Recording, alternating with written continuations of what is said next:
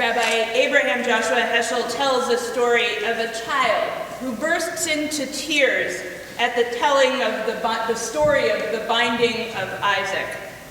"Why do you cry?" asks the rabbi. "You know that Isaac isn't sacrificed in the end." And the child responds, "But Rabbi, what if the angel had come a second too late?" The rabbi assures the child that an angel cannot come too late.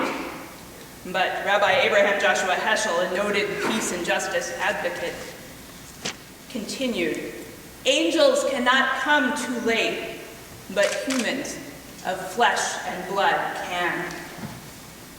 On this day of memory, we know that all too well.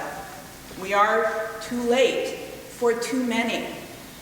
For those whose stories we will hear tonight, for those killed at Sandy Hook Elementary, for the lives lost each and every day to what we call senseless but no longer surprising gun violence. Our hearts are broken, and we weep together for those who have been sacrificed on the altar of gun violence. We stand in support of the friends and family who mourn. And we gather today because we are not too late to save lives now and into the future. Let us remember, this conversation is about one thing and one thing only.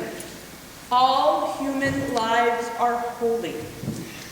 Too many have been killed because of a conversation that has been twisted to discuss rights, but negates the sanctity of human life.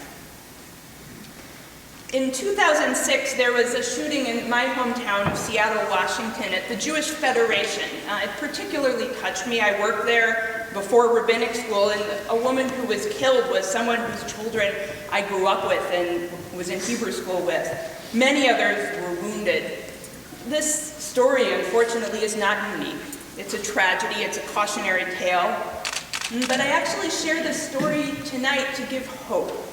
Cheryl Stumbo, who was wounded in the attack, began tireless advocacy following her ordeal for common sense gun control, despite the 20 operations involved in her recovery.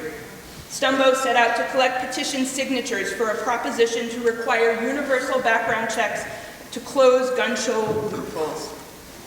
It passed in Washington State this past November. Her persistence and her courage teaches us that even in our darkest moments, we need not acclimate to gun violence.